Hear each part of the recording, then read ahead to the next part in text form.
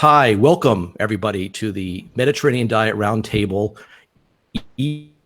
EVOO Library. And this is our Facebook Live.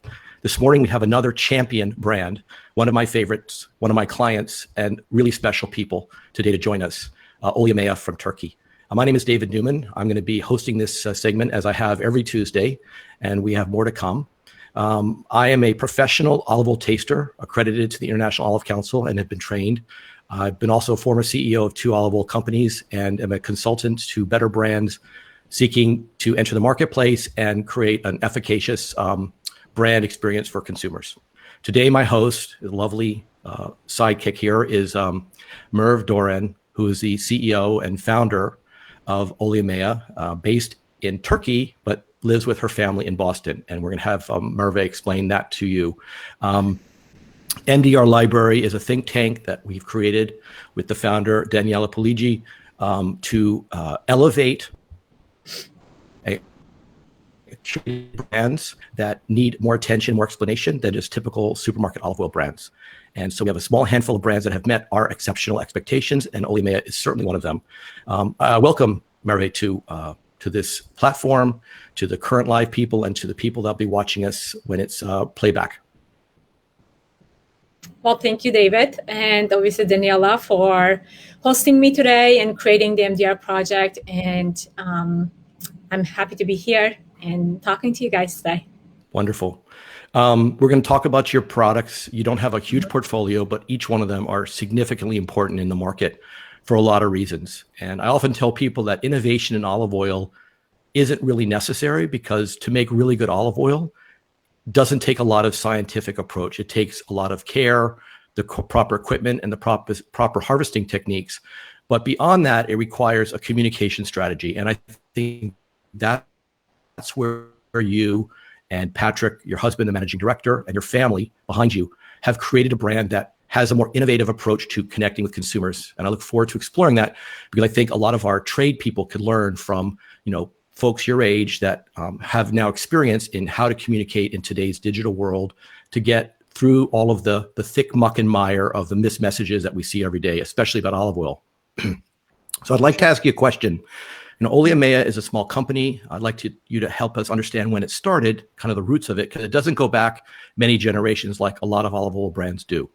I'd like to understand kind of what your family did to get it started, your father's vision, how he passed it on to the kids, your decision to launch it in the US where you were educated, and ultimately, what does Oleamea mean? What is the definition of that beautiful title? And as you talk, I'm going to hold up a couple of your bottles so people can see exactly what we're talking about. Absolutely.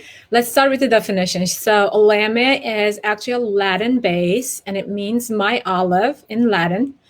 And it was founded by myself and my brother, Mert. Our family has been producing olive oil in southwest region of Turkey for generations, though never really commercialized it. Like you said, it doesn't go back for generations because of this. We're passionately involved in every step of the production process as a family, from cultivation to harvesting, milling to bottling, and take very deep pride in protecting the incredible orchards that we have in our area, which haven't only given our products for centuries, but have helped the local communities thrive as well. Mm-hmm. And when we saw a gap in organic farming and development in Turkey, this goes back to my dad, how he saw this gap. We decided to invest with him significantly in developing that infrastructure through our local partnership, the local mm-hmm. orchards. Our mission is centered around high quality extra virgin olive oil. Like you mentioned, we do monoculture only, mm-hmm. Organic farming and sustainability while we give back.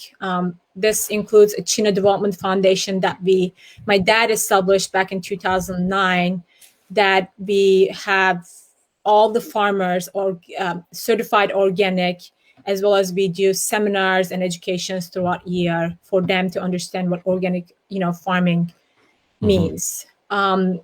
We built a state-of-art production facility in 2009 that is 100% run on solar energy. since February of this year, basically. It's amazing. And a little bit more recent developments, our brand is part of Female Founders Collective, supporter of the Conscious Cat, and in the US, and was recently Whole30 approved, which is very important to us, promoting healthy and well-balanced lifestyle as well. Yeah. It's all amazing. And what I also like is that you have now little bottleneckers. This is, I think, a map of Turkey, and the red dot is where your estate is. Correct. Which is in the western region, which is probably southwest, which is where the Memajik is known to be. But what people may not know is Turkey for generations has been known for bulk oil. It's been more of a commodity.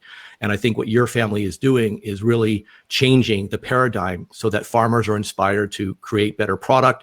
It's certainly very hard to produce organic. And then on top of that, being paid a fair wage so that they're incented to harvest early, which is not common, especially in these countries where yield is more important than quality. For sure. I mean, it's amazing that because we have that quality of olive oil. I grew up not consuming a sip of store-bought olive oil. Like, I don't know what bulk olive oil was until, I found myself wondering why the quality didn't meet my expectation with every bottle I had to buy from different retail stores.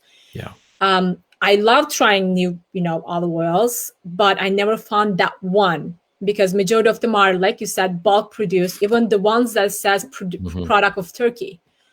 Now I use olive oils for cooking, I use for baking, raw, in every imaginable ways in my kitchen.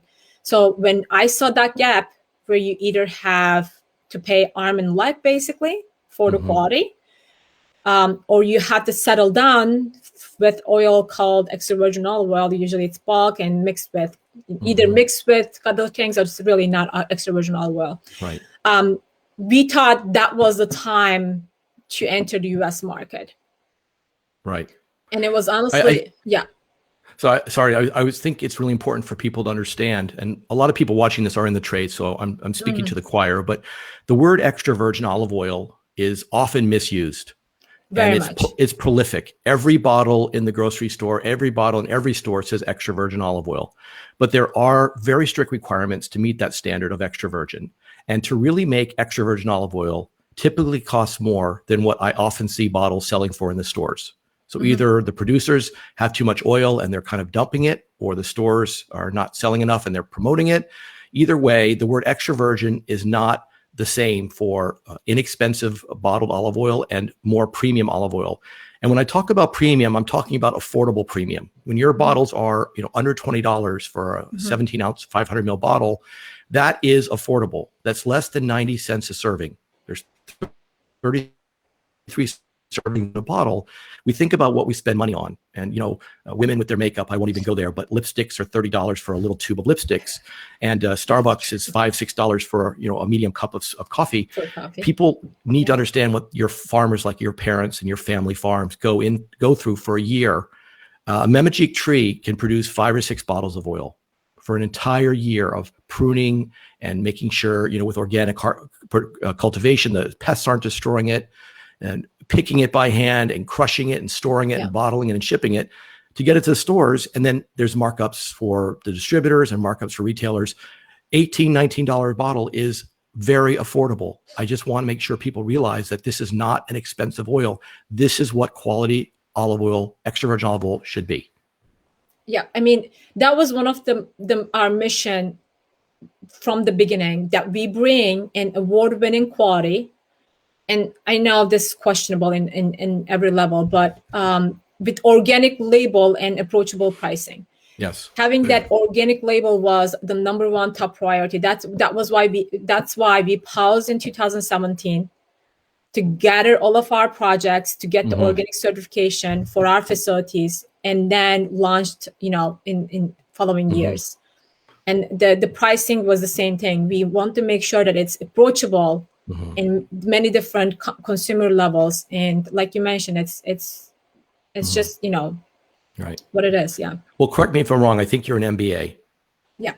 So obviously you're not just smart, and you're not just from a culture that reveres olive oil. You also understand the 3 Ps: price, product, and promotion. Those are probably something you learned very early on. Yeah. And you are achieving those. The product is exceptional. And if people don't know, they were a finalist this last week in the Mario Salinas Award, which is for the best olive oils in the world.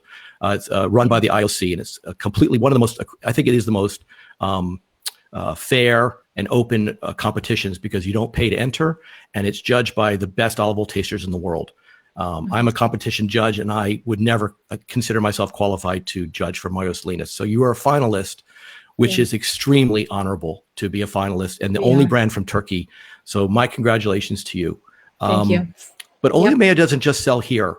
I think your brother may run the international side of the business. I know you're selling some in Europe.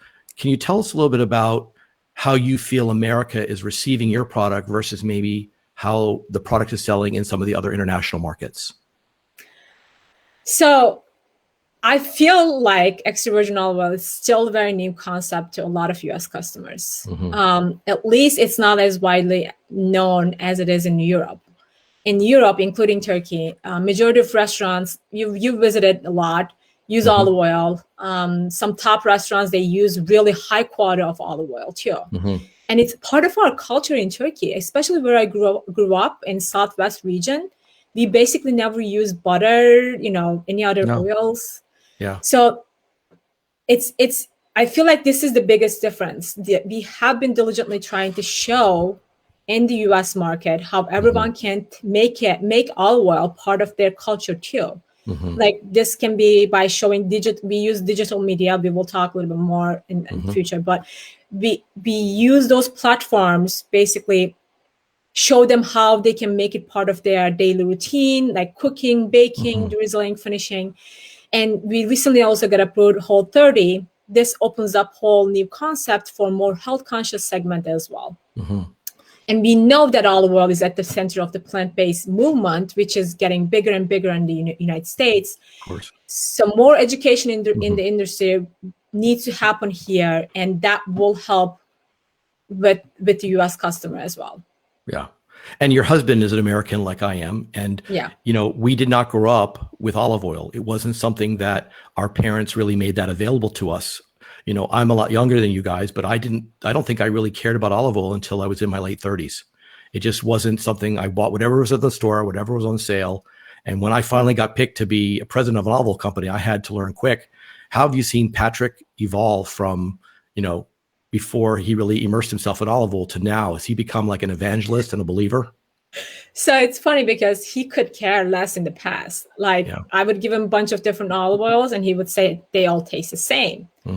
Now, since we have the business, he basically smells every bottle first and then, goes through the whole tasting segment and says he doesn't have the tasting background like you do. So his judgment can sometimes be funny, but that's what he has been doing though. Now he understands more what the quality smells like, what the quality tastes. So it's a, different attitude, but it's funny to see how he evolved from not even understanding what bad versus good, now comparing good versus good now, basically. Yes. So if people hear us and see us and want to go buy your oil, what are some of the retail outlets, bricks and mortar stores, which I know are kind of like after a year of COVID have become less interesting. Everyone wants everything online, but you're available both in bricks and mortar and online. Can you give us a little bit of background on, in the last year, how you've grown that placements? Sure. So we are available via our website. We actually just redeveloped our website recently. It's oleamea.com.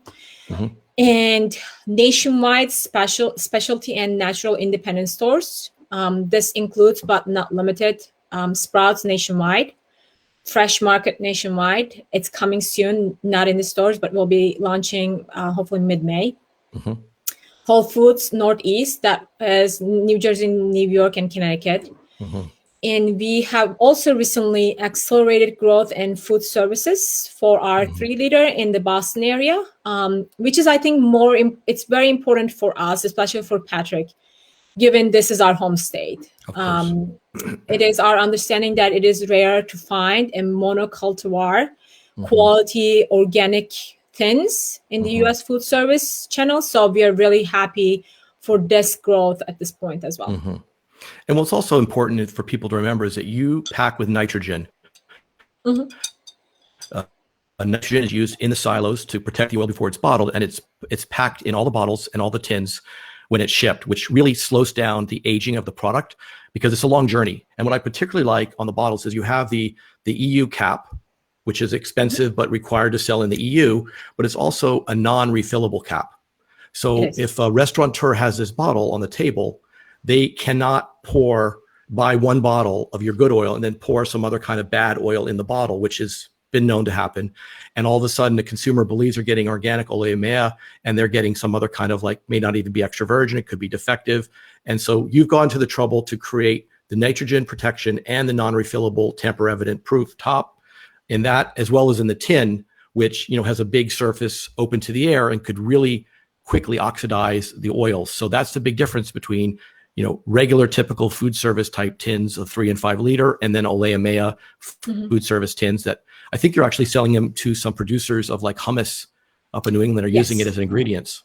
Correct. We do work with Mediterranean restaurant, and it's a local company to Boston who makes hummus. He uses as a main ingredient our olive oils. They're exceptional. They're exceptional. I'm going to taste some of your oils, and I'd ask you to talk to us a little bit about each one of them. Again, the Mevenjik is a medium fruity olive. Even though your Mario Salinas Award was a finalist for ripe fruity, I don't taste ripe fruity. I taste a low medium fruity, which is like a 4, even in the new harvest. And that's a really accessible flavor because it's got nice fruitiness, but it's not too aggressive, which could scare people away. And as we talked about, Americans, just don't understand olive oil to begin with, much less really strong olive oils, which I'm a fan of, but I'm also an olive oil freak. People want a very soft oil, and that's why Arbequina has become so popular in America because it has very little flavor. But I'm going to start, as we always should, with the softer oil, which is the Everyday, the Oleamea Everyday, which is priced. It's a little bit later harvest, but we want to start with the softer oil before we get to the more fruity oil, so your palate can warm up. And this is I think you'll tell us, but I think it's a November harvest. Is that correct? Correct. It's late October through November and a little bit beginning of December. Usually not December, but this year we went a little bit on December. But it is our mid-season harvest. It has undertones of green almond. I want to be careful here, but because some of the customers mix that, it can be with nuts. All of our products are just pure extra virgin olive oil. It has undertones of green almond and hints of green grass. It's very fresh, very clean. Some said it's even tastes like a tomato plant and wild herbs. But it is very smooth and very fresh and very clean olive oil. And it still has a little bit of pungency, which is nice. Sure. It's not persistent, but it does give a little kick in the back of the throat. So you saw me taste in the blue glass. I warmed it up. I tasted it. And then you always want to take a little bit of water. And if the olive oil is objectionable to you, you can use a slice of green apple. Let's say you tasted a defective oil or something that didn't appeal to you. Green apple will help clear the palate. I'm going to move next to your to the King, to the Private Select. Which is an earlier harvest. And I'll taste that if you could explain a little bit about what I'm experiencing here. Absolutely. So it's our Private Select is our first harvest of the season, and we usually start to harvest mid-September, 3rd week of September. It has a great consistency with fresh cut grass, some hints of green banana, very grassy, very nutty, and I mean, this was delivered to me from other tasters, but it has some peppery notes as well. Yeah. It's again not too bitter, so it doesn't create a little bit any objection on your mouth, but it would harmonize with foods that need a little bit more punch to them. So mild foods, mild oil, savory foods with spicier oil. Again, this is a medium, a little bit higher medium than the Everyday. It's definitely got more intensity. It's got more fruitiness, more herbaceousness. So one of the questions I've gotten working with your brand is, what is the big difference if they're both the single cultivars and they both, one is just a couple months earlier than the other? And from a professional's point of view, the greener the olives, the earlier they're picked, the less ripe the more intense they are and potentially have more polyphenols. So this oil, the private, would be used for drizzling, dipping your bread, burrata salad, where you need a little bit more vibrancy in the flavor and aroma. And the everyday is a little softer, again, marinating meat, cooking with it, recipes. Perfect. Yeah. So, I would say this is kind of like in the kitchen as a utility oil. I mean, can you use it raw? Of course. If you don't need 2 bottles, of course. But I would say this is more of a table oil, and that's why it's a little bit fancier. For a couple dollars more, you put this out for your guests. And what I also really like is that you guys have a gift set. And I know you hear me harp about this, but I am in love this gift set. This is a 2-pack of the 250 mLs of each oil in a beautiful gift pack for like $20. This got enormous visibility. I think over 700 million impressions since October with your agency. But for a gift for family and friends, you can't go wrong with this product. And it's not widely available in stores, but it is, as you had said, available on your digital access. I think Amazon and your website. But this is for anybody that's looking to help somebody learn how to taste, having both SKUs, small bottles of each, same bottle, same tamper-proof pour and nitrogen, but for $20 you get 2 bottles. Yeah. It's beautiful. I also wanted to show real quickly, when you send me some oils, I don't know if this is a sale item, but you send me this beautiful gift box here, and it has a really nice story from you about, I don't know if this is just how you send samples or if this is I think you sell this as a bundle, right? So that our bundle, which has 2 of our 500 milliliter, goes out in that box right now. Yeah. It's really clever. It's really smart. It's not overpackaged. It's, I give you guys all the credit in the world. I'm learning a lot from you, even though I've been in this industry a long time, because I'm not 35 anymore. I don't think like today's generation. And I probably would have overpackaged it. I really think it's very smart, and I hope people jump on board. So in our remaining time, what's next? You guys have you've early start. I think you launched in the US in January of 20, right at the beginning of COVID, which is a difficult time. Right. Here we are in the second year. What's next for you guys? What do you think you're interested in doing? You don't have to tell us any secrets, but anything that you're willing to say so people can follow Oleamea and watch as you grow and take on this industry. Sure. So we are still in hyper growth mode, in the process of building strong team to tackle the US market is very complex. So we want to tackle the complexities of the US market. And right now we feel we are positioned very well relative to our competition as well. But we currently have 4 different segments that we believe as a team and as a company that highlights what makes our brand very unique and focusing on for the growth for Oleamea. First one is, without a doubt, digital engagement. We have been targeting and pushing the digital side of the business hard, targeting the current and next generation of users that share in our mission is very important. Sustainability, organic, recycling, those are very important, things for Oleamea. Second one is little bit of product diversification, a little bit of segment diversification.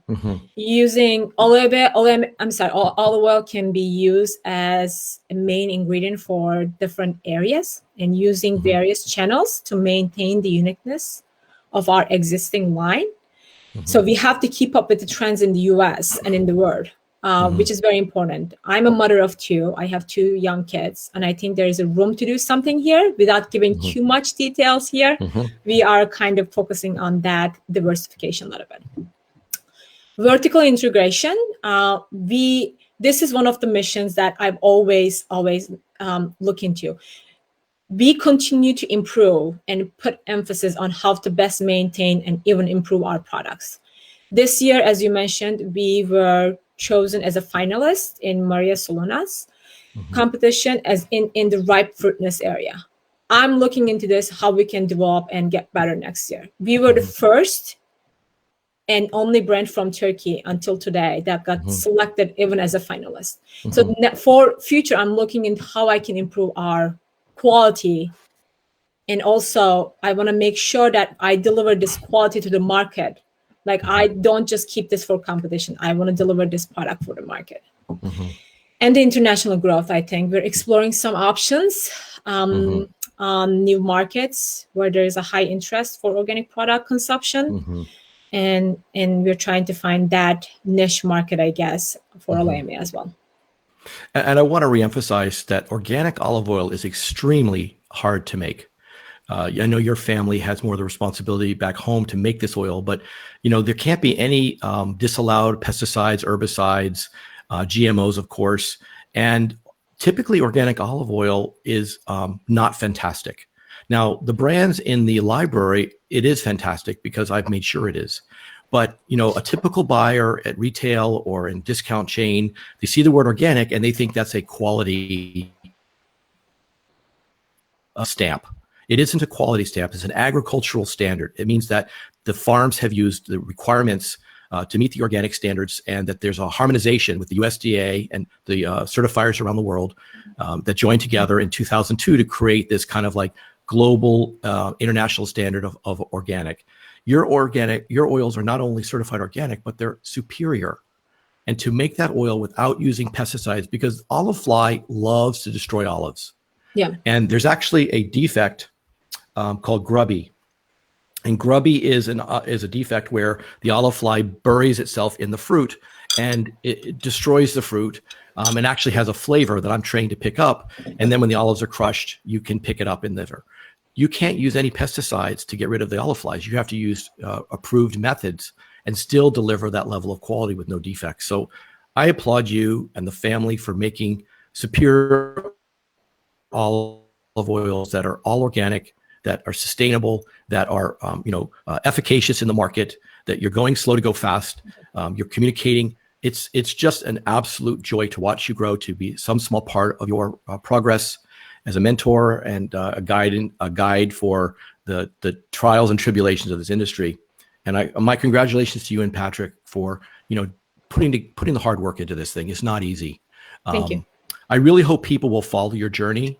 You're very active on Instagram, as you said, Facebook, Oleamea, OLEAMEA.com is where the portal is for more information, stories, links, and online purchasing. So don't wait, go today. The new harvest is in, you'll love it. The MDR project is what's made this possible. MDRproject.com, Mediterranean Diet Roundtable, of which I'm helping to build this library of beautiful brands. And then my website, EVOOGY, EVOOGY.com, will help you find me, connect with me. And my new book on olive oil, of which Oleamea is featured, will be out probably early 2022. And if you go to my website, there's a way to sign up to be notified when the early release is available. But I want to thank Merve, Patrick, the family, for joining the library, for doing everything and more that any olive brand should do to make itself successful in this market. And I applaud you on this quality.